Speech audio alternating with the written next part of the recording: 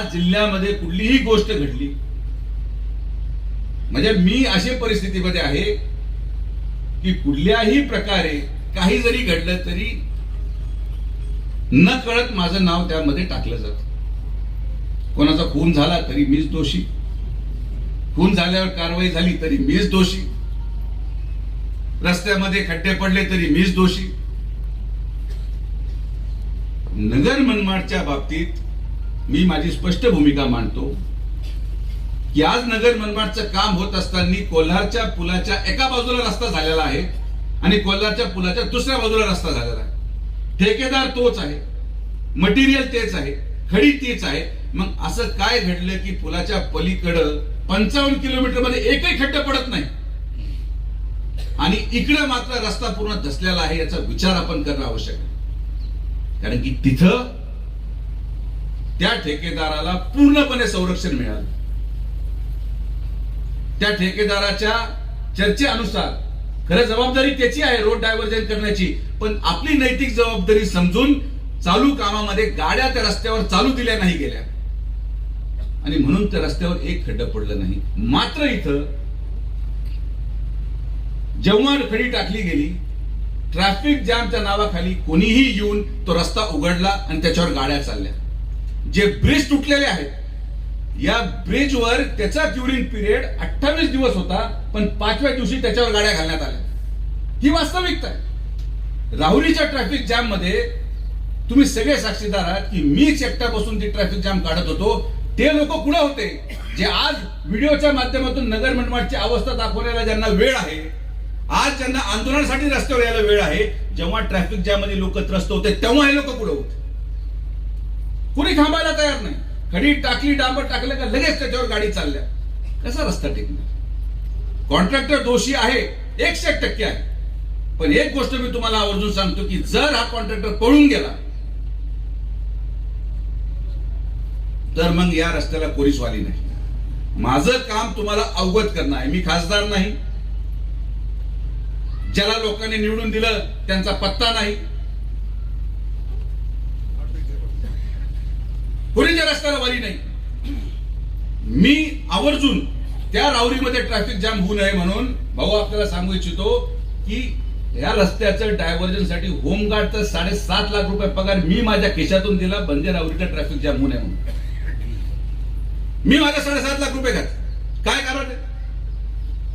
पुढे लोकसभा लागली आहे किंवा पुढे काय झालंय असं नाही. आपण या नैतिकतेने जगतो की या रस्त्याचं काम झालं पाहिजे. तर ज्या मानसिकतेत मी काम करतोय, ज्या मानसिकतेत सत्यजित कदम काम करतायत, त्याच मानसिकतेत प्रत्येकाने पुढाकार घेऊन थोडा त्रास सहन करून आपल्याला हा रस्ता पूर्ण करायचाच आहे ही भावना ठेवा. तुम्ही थोडं सहकार्य करा, तुम्ही थोडा त्रास सहन करा.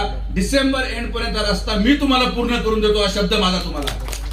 वास्तविकतेमध्ये आपण राहायला शिकलं पाहिजे. आता त्या ट्रम्पनी इराणवर मिसाईल टाकताना या ठेकेदाराला विचारलं होतं का भाऊंना विचारलं होतं का मला विचारलं होतं मी मिसाईल टाकू का बाबा? मी मिसाईल टाकल्यावर त्याचा काय परिणाम होणार? आणि मी देवाशपथ सांगतो असा वेळा माणूस मी माझ्या उभ्या आयुष्यात पाहिला नाही.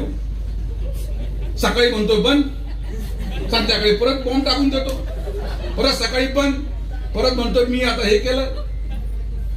म्हणजे त्या माणसाच्या नादी न लागणं हेच आपल्यासाठी योग्य आहे.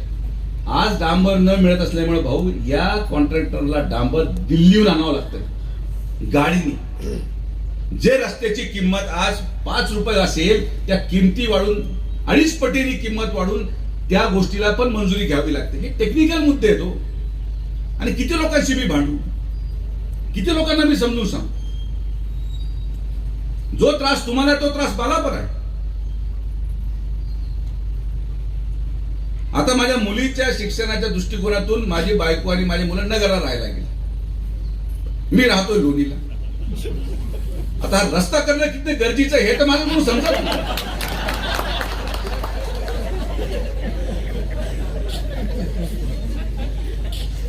मला पण बरं वाटतं रस्ता खराब आहे पण करावंच लागणार, त्याला पर्याय नाही.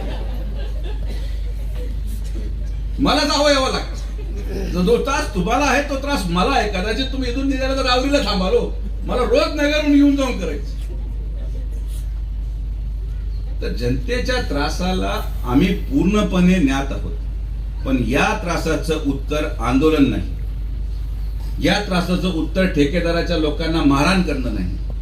राहुरीमध्ये रात्री त्या ठेकेदाराच्या लोकांना जे साईड गटर करत होते त्यांना हाणलं. आज एकही कर्मचारी त्या ठेकेदाराचा राहुरीमध्ये जायला तयार नाही. काय केलं पाहिजे? कोण जाणार तिकडे? मी जाऊन आता कॉन्क्रीट आणि सेंटरिंगचं काम करू? असं नाही होऊ शकत. आणि तुम्हाला माझं बोलणं वाईट वाटत असेल, मी याच्यावर पण ट्रोल होणार आहे. करा, किती ट्रोल करायचा मला काही फरक पडत नाही. तुम्ही ट्रोल करा, काही करा, पण दोन गोष्टीची वास्तविकता समजून घ्या. हा रस्ता या ठेकेदाराकडून झाला नाही तर परत होणार नाही. आणि दुसरा, हा रस्ता कोणी पूर्ण करू शकतो तो फक्त सुजय विखे पाटीलच पूर्ण करू शकतो, ही पण वास्तविकता.